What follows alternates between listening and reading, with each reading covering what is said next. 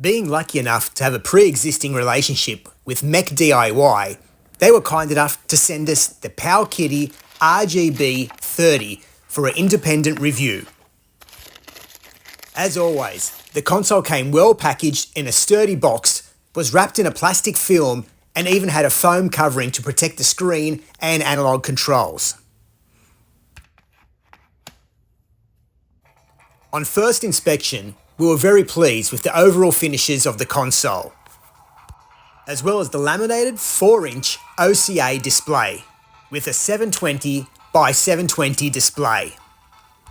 The console also features an ARM 1.8 GHz quad-core processor as well as 1 GB of RAM. The face of the console features 2 analog sticks, a directional key, start select, as well as AB and XY buttons, and an LED battery monitor. The bottom of the console features a USB rechargeable power slot, 2 micro SD slots, as well as a link cable and headphone jack. And the console is also capable of holding an extra storage of 2 times 256 GB SD cards. The top of the console features 2 sets of trigger buttons, volume control, mini HDMI out, as well as a reset and power button. While the rear of the console has 2 palm grips on each side and an ultra smooth finish in the center.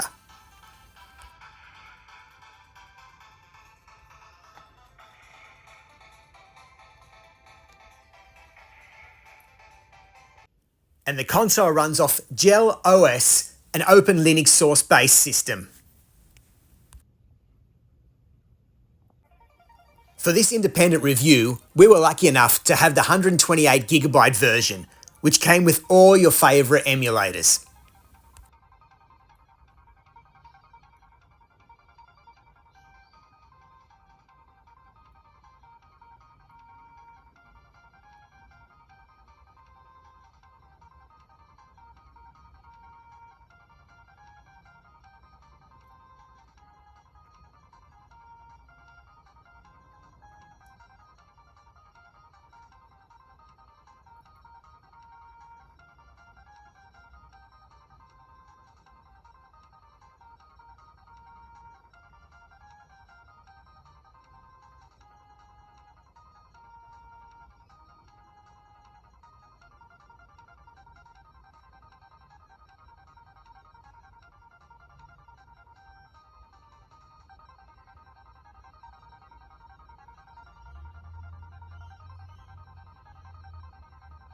Our version came loaded with over 20 emulators and 20,000 games.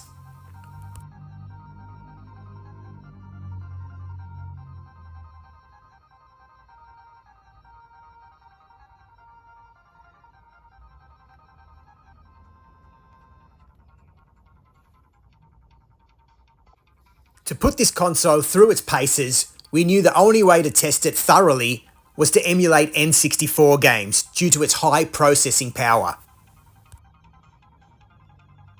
The console did come packed with all your favourite N64 ROMs. However, we felt the only way to test it thoroughly was with GoldenEye 007.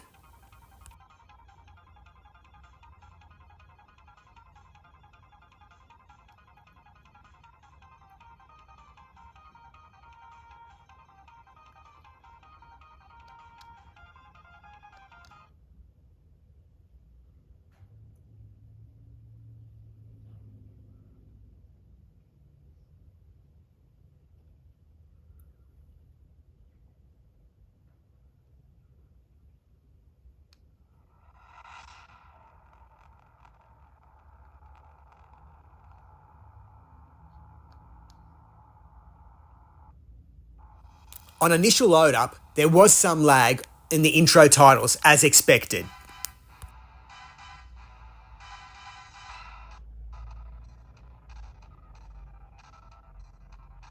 However, it seemed like this lag continued through the intro.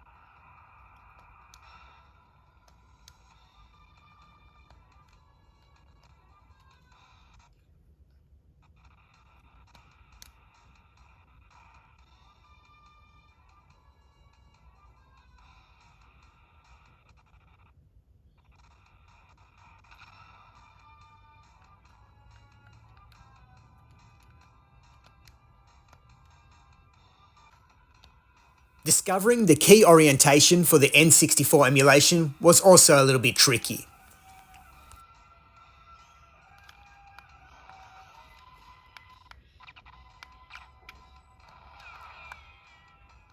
And playing 007 with a couple of seconds of lag did make it difficult.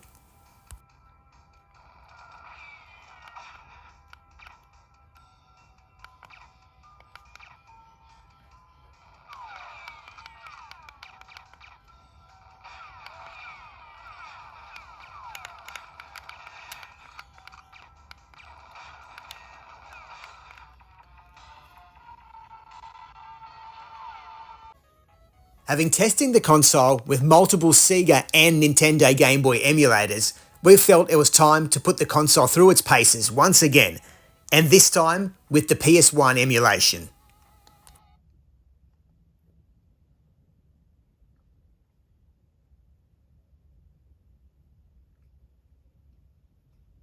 On original boot up, the console did struggle to load PS1 games.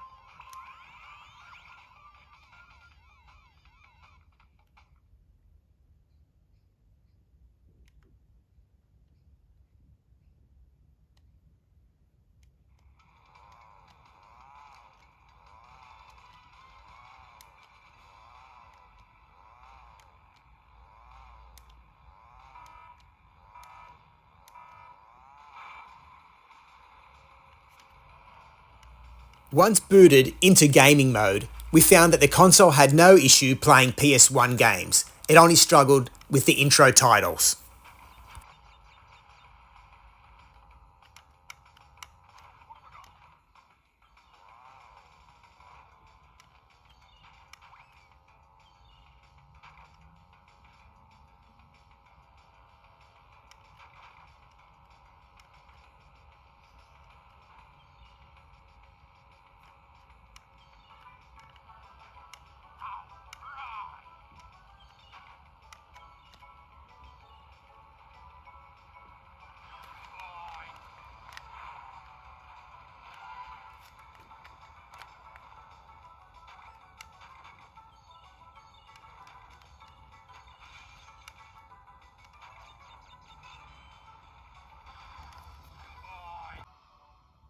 Our final tests were on some CPU and RAM hungry games, which included Resident Evil for Sega Dreamcast.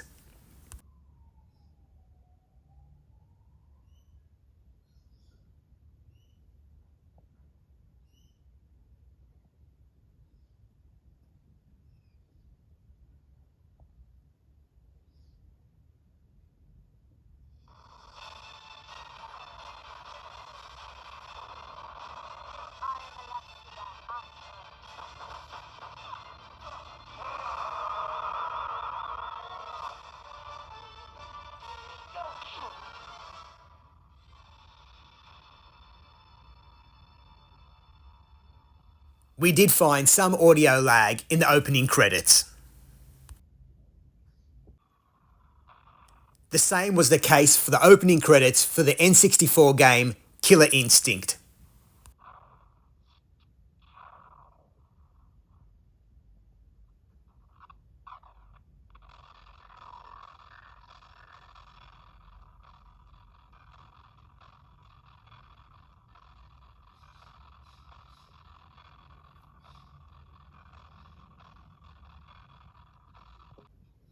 And finally, we tested everyone's all-time classic N64 game, Mario Kart.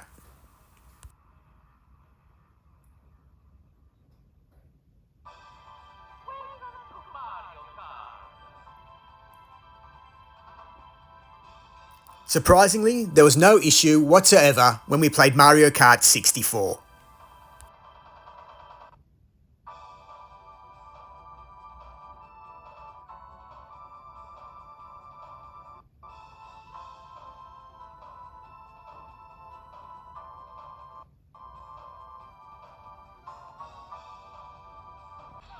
For a console that cost less than $70 US, we felt it was a bargain.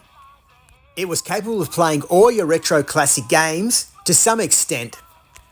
However, it did have problems emulating N64 games as expected. We felt this console was great value with its 4-inch OCA display, over 20,000 games loaded, and over 20 emulators. Why not give it a go yourself?